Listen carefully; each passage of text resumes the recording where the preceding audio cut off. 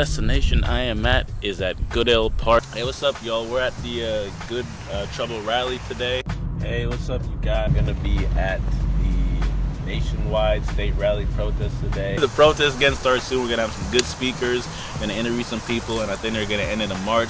So we're just down here, man, being on the ground, trying to show you guys the raw, unedited footage of everything that's going on in Columbus, so you guys can see what's really going on. And basically, man, we're just trying to get some good interviews, what's bringing the people out, and just bringing the news to you first. So we're here with your daily dose, and we'll see y'all soon. Yeah.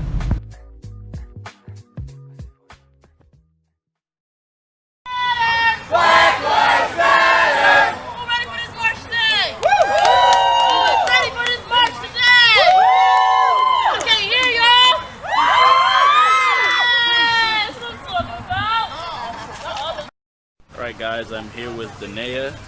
She's here at the protest with us. Hey. Alright, just got a little man right here too. Alright, just gonna ask you a few questions, Danae. So what brought you out to support the movement today? Well, I have 3 babies. I have a son, and I have 2 daughters. I have he's 1. I have a 2-year-old or 3-year-old and a 4-year-old. I just don't want my son to end up like a George Floyd, or for my 2 daughters to end up like a Breonna Taylor. So I'm here to show my full support, give my full support, clearly. I'm all the way in it, Right. and I just want to see change. So. Alright, that's good. Yeah. And then second question is this your first protest, or have you been with the movement for a while now? Oh, I've been here for a while.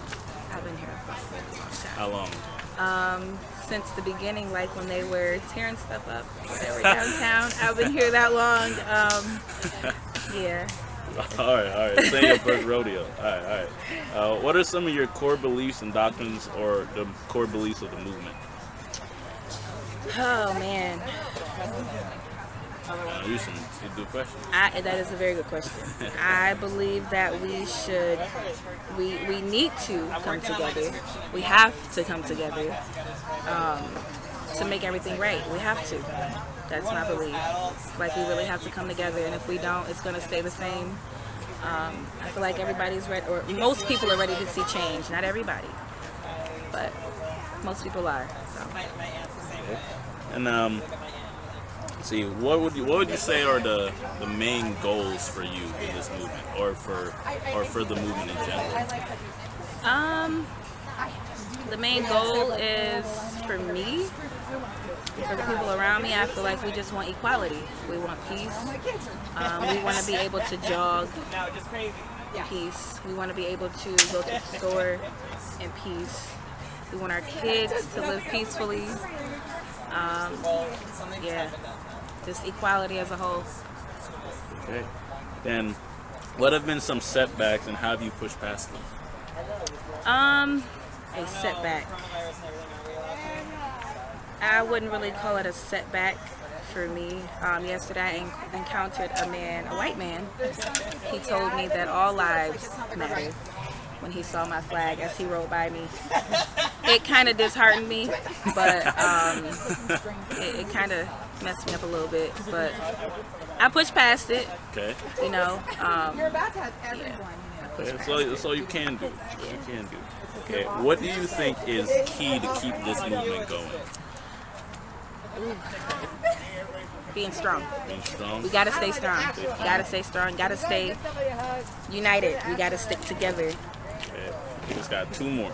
Yep. Okay. What are some criticism of your guys' movement, and how would you respond to it? That we're really violent. Some of us can be a little passionate. I like that. We can be a little passionate, but they're not looking at it as a whole. Some of the people here in Columbus have dealt with the police brutality firsthand. Somebody's got their brother killed by a police officer when all the police officer had to do was cuff him or tase him. Some people have maybe gotten other family members shot and killed due to police brutality. here. Okay. No. That's real. That's real. Yeah. It's personal for some So people. and they're not looking at it like that. They're looking at it just like we're just a bunch of animals, but there's a lot of hurt people down here. There's a whole lot of hurt people down here. And we're just seeking that peace, that, I got you. And then the last question is, how has this kind of shaped your whole thinking on just the nation as a whole? Oh man, that's a good question. Yeah. And then the cars go over the bridge. And you It's see hard. noises and you're like, I'm It's gonna hard. die. It's hard. Since I ran around. I have white in me. So, and I also have black and Indian and whatever else is in me. And You the melting pot. yeah, You the melting pot. so I don't know, man. My thinking is more so like, I'm just trying to wipe off my writing. So, I feel like if you're with us, you're with us. Okay. If you aren't, you aren't. That's just how I feel. All right. And it was, I don't want to butcher it. The Nation? Danae. Danae. All right, Danae. Thank you for the interview. You're welcome. First thing first, can I have you guys' names? Jill Ritchie. Jill Ritchie? Don. All right. And then just a few questions for you guys, man. So, what brought you guys out to the movement today? We felt like some white bodies needed to be here, support the cause. Okay. Let us know we have friends everywhere. That's good. That's good. Is this your guys' first protest, or have you kind of been with the movement for a while now? I guess we've been with it for a while.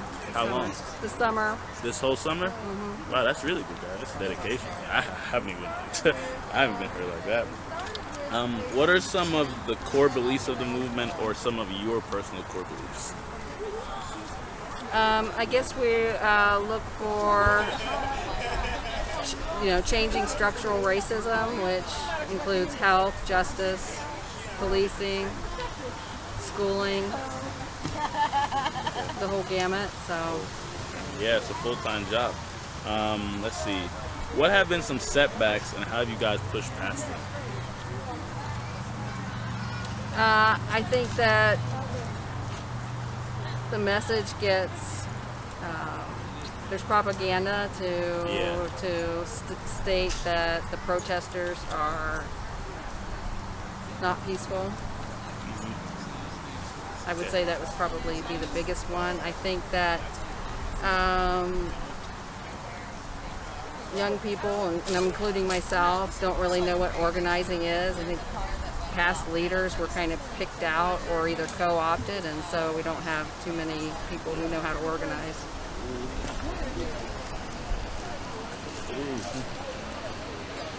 All right. What do you think is the key to keeping the momentum going? Again, learning how to organize, trying to make your voices clear and exact, and staying on the right side of the narrative, which is very difficult in this culture. And then last question is, how has this stuff kind of shaped your guys' event perspective on the nation as a whole? It hasn't altered my understanding of it at all. I mean, this system was built this way, it was designed this way, and so I know that that's been a problem the whole time. So I've learned a few things, like for instance, I don't believe in body cams now after doing some of the research. Eric Garner was killed with that, so I've learned a little bit more as I've gone along, but it hasn't really altered my opinion that this country's kind of an imperialist. Hey, all right, guys. nation. Well, thank you for your time, guys. I appreciate it, and I'll be with you in March, so might talk again soon. Oh, yo. I low-key, bro. I did a little switcheroni, bro. I brought two memory cameras just in case we can break this camera. I still got the full shit. I got it on camera. Yeah, bro. You gotta be thinking ahead and switching like this. Like, yo, stopping this poor man from driving. Black lives matter! Black lives matter!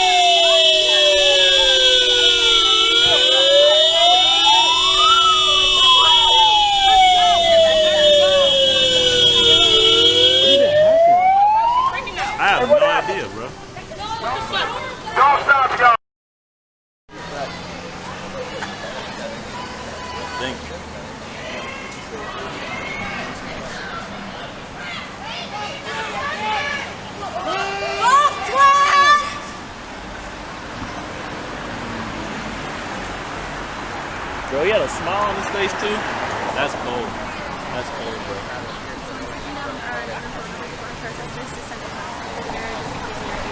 Y'all looking out for us.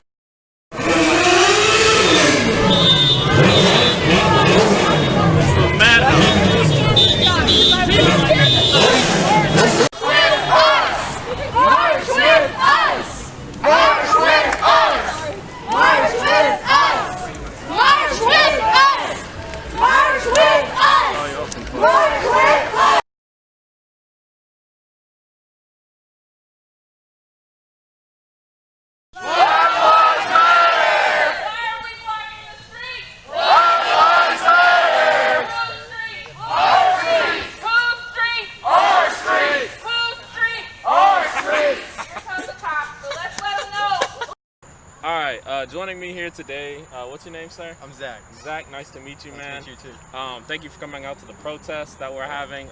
Obviously, you guys can't see it right now, but scattered out throughout the park. We stepped away so we could ask these gentlemen some questions. Zach, what is one of the reasons you got into this movement? Obviously, it's about like social justice towards African American peoples, but why specifically did you feel that you were called to action?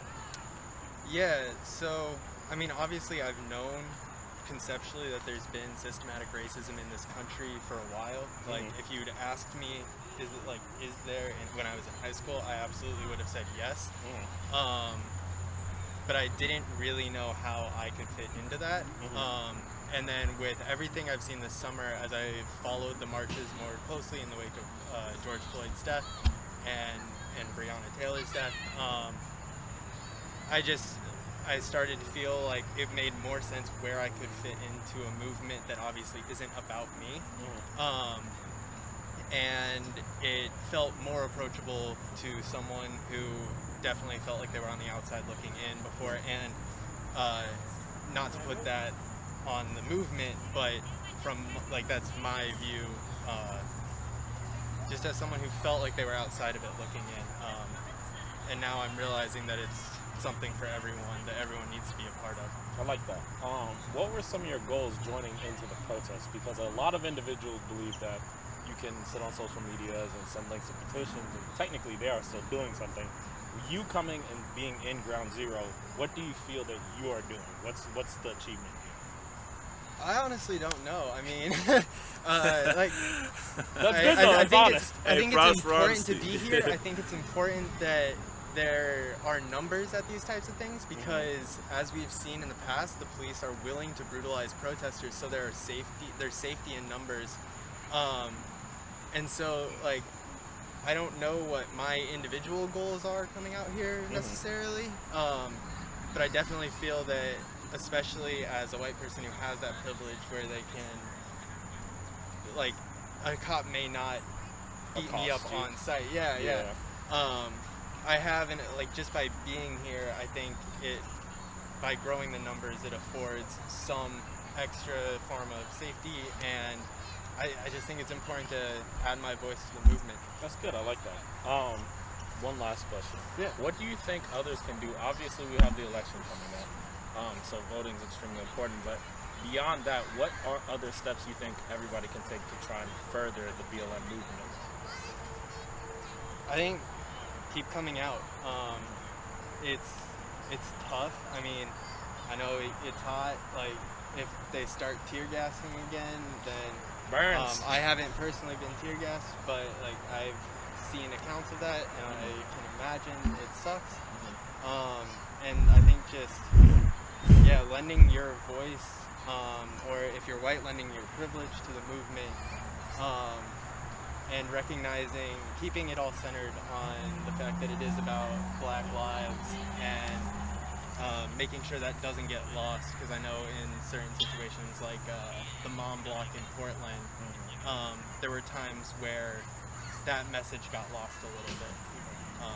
And so just make sure you're centered and focused on the right things, and keep coming out. And past that, I don't know if it's my job to say what people should be doing. No, but it's good. It's good. You Yeah. live for yourself and others. I love that. Yeah. Thank you, Zach. Thank you. Alright, I'm standing here with Miss Jess and Miss Bo today at the protest in Goodale Park. How are you guys doing today? Good, how are you? Doing well, thank you. Thank you. First off, thank you guys for setting this up. The turnout, we love it. We keep seeing more and more people coming as well. Absolutely. The itinerary you guys have is great. Could you tell me why you guys decided to get into this whole protesting thing? For sure. So today specifically has been cleverly coined the Good Trouble rally. We have noticed a bit of just maybe dwindling in numbers and size. You know, it could be the protest and fatigue. It could be obviously coronavirus, right? But we just wanted to send a message from a group of, you know, Black women and our partners and allies, right, to just send a collective message and remind Columbus we're still here, and that we are going to continue to get in good trouble, you know, whether it's taking the protest to the street and then to the ballot box, and all the way up. You know, we're just here to remind Columbus that we're here, and that Black Lives Matter. So, yeah. I'm here in support. I'm learning. Just teaching me the way. Yeah. Yes. That's what's up. I love all of that. Yes. Can you guys tell me, like, about how long ago did you guys start getting into on-the-ground protesting? June 4th. I will never forget that day. We actually were at the State House. It was pouring. So that was the day we physically went down for the first time, but I'm a grassroots organizer, so I've been doing lots of behind-the-scenes work with Women's March, Move On, the local NAACP chapters, the Movement for Black Lives, so just I tried to pull myself away from the comfort of my home, you know, and just wanted to come out because we have work to do, right? It's multifaceted, so it's been quite a while. It's good. You mentioned the protest numbers were dwindling. Obviously, it's something everyone in Columbus is starting to recognize, which is terrifying because in other locations the numbers have not. Right. That being said, what is one of the ways you think that we as a community can go about increasing those numbers? I think that if we keep in mind that our goal, right, that we're in it for the long haul. This is not a sprint. It's not even really a marathon. This is life work. So we are going to get tired. We're humans, right? We're going to get tired. We'll be fatigued, but we have to remember why we march, why we're here. And I think that as long as we continue to have our network and just keep our coalition the way it is and expand it as we go, that as long as we persist, we just have to keep showing up, right? Because if we show up, that brings out more. It gives people the courage to come back out when they're tired or even when they don't know what to do. So I think presence is everything. And if we start today and keep going, I think we'll be fine. I love that. One last question. So, a lot of people seem to be of the notion that it's one or the other, that you can either be groundwork or you can do stuff from your home. Right. What is one thing that the ground workers can do? Because obviously, if you're just signing petitions from your laptop, you could come out and support. Absolutely. You can show your body. But if you are a grassroots, on-the-ground guy, and you go home, what do you do then? Yes. What's the next step? So honestly, if you get involved in local campaigns, so for like voting rights, right, to help people get organized and register to vote. The other things you can do, I've been learning through this process too, that activism and organizing go hand in hand. We have to be strategic and we have to mobilize. So I think that if activists, the grassroots folks behind the scenes, if we just start to partnership with those on the ground, right? So we listen and we see what we can do with the demands of the people on the street, right? Because for me, for example, I write lots of annoying letters to Congress and I call their phones and I blow up the phone lines, right? I do that speaking for my people, right? So I take what I've heard at protests, I take what I've heard from the women that are helping me lead this today, and just take that message and continue to push it forward. As long as we continue to work together, I think that we won't see that separation, right? At some point, we'll be that collective movement, so. We appreciate all you guys have done. Thank you. Thank you both. Definitely. Thank you. I'm joined with this gentleman today. What's your name, sir? Jabel Jones. Jabel, I'm here with Mr. Jones at the grassroots protest in Goodale Park. The turnout's quite fantastic, and more people are coming. Mr. Jones, what brought you here today?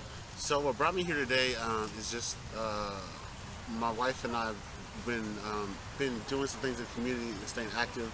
And we want to sort of share the opportunity with other groups in the area, and we want to kind of join forces and create a front that nobody can stop. If you have so many people, so many groups, and they're all active and they're all doing things, that's more and more things that the establishment can't stop. I like that answer. Earlier I saw you supporting a man with Black Lives Matter merchandise. I had a question. So when it comes to merchandising, do you ever have a fear that the money that you're using may not go to the right causes? Like people are just financing off of the back of the protest? Yes, absolutely I do. But think about when you go to the grocery store. You buy bread, you buy eggs, and they're not contributing anything to your livelihood. So I think that yes, there's a caution. I did preface him and ask him if he was a black-owned business, and they said they were. So that that was good enough for me. But I'm not necessarily with the third-party, uninvolved, profiting off of the movement, because I just think that that's unprofessional. But at the end of the day, it's about the merchandise and not. That makes sense. Yeah. Okay. Yeah, Okay. Yeah. I love that.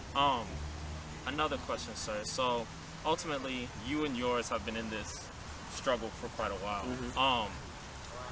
What made you, besides the George Floyd killing? Sure. What was the trigger that made you decide to come out here? Like, you obviously could just vote or do your research and due diligence, but what spurred you to come out?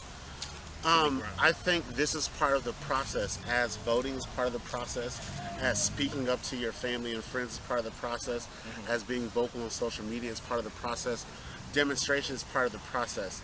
Name a movement that has not demonstrated where they've got serious change. I don't believe that there is one. So I want to be full circle, and I want to make sure that I'm setting example for because my wife and I, we have a daughter, and she's involved as we are. She loves to protest. So I want to make sure that I'm full circle. I am voting. I am demonstrating. We are contacting our congressmen. We are contacting our president. We're contacting our mayors, and we are showing distaste for what has gone on too long in black and brown communities across the United States. I love everything you said so far. Appreciate it. Thank you. What are some of the setbacks you faced when doing these protests? I just think just a resistance from law enforcement, because they expect them to be violent when that's not necessarily the case. And actually, while I'm on there, let me touch on this. So with the whole looting thing, there was a young lady who made a really impassioned speech on Facebook. It circulated and it did really well. That wasn't even her intent. Her intent, though, was basically saying, for black people, we don't own anything. So who cares if we burn it down? And I'm with that. That's not necessarily the way that I protest, but I don't see anything with it, because we don't own anything. You won't let us own anything, and by the time we own something, you're taking it away from us. So who cares if it burns down? I feel that. And when it comes to luxury goods and Gucci and all that stuff, they got insurance. They'll recoup. They have factories over in Asia where the materials cost like $15 and they charge them $3,000 for it. So they're good. They'll be all right. They ain't going nowhere. You're not wrong at all. Thank you, Mr. Jones. I love your view set. Appreciate you, man. Thank you.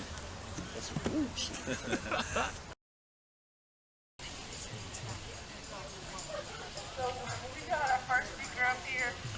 Jessica, she is a huge part of the community, black woman activist, really hitting it hard with the voting. So if you want to know anything about voting and how to get your vote in, this is who you talk to.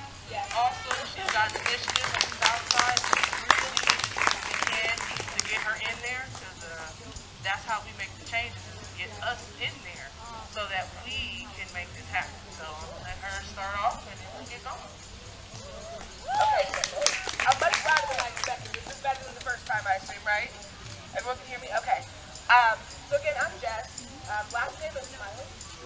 So however you want to refer to me, I am a grassroots activist and organizer. So my city is voting rights, right? I am huge on voting rights, getting people registered, and clearly we've continued to march, right? Which means we still have work to do.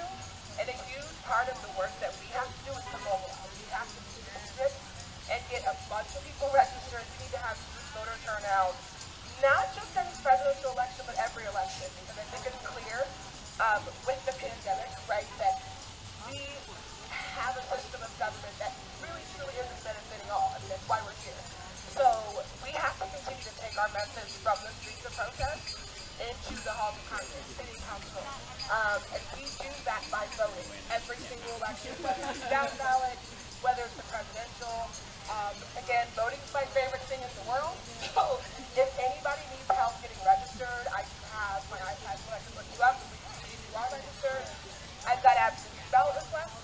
I've got flyers so you can do everything online. They're all copied from the table over here.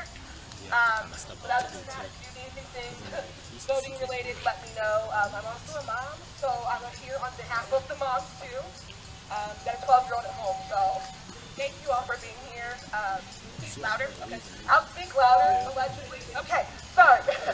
But again, I just want to thank you guys for being here. I told myself I wouldn't get long-winded and emotional, but this is just, the work that we do, right? We continue to march for Black lives. And I just want to stress again that I thank you all for being here, because we definitely need you.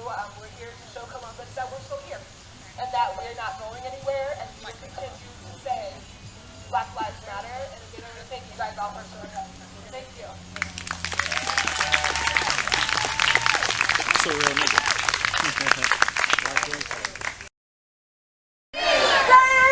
Breonna Taylor! Breonna Taylor! Breonna Taylor! Breonna Taylor! Breonna Taylor! Breonna Taylor! Our streets! Our streets! Our streets!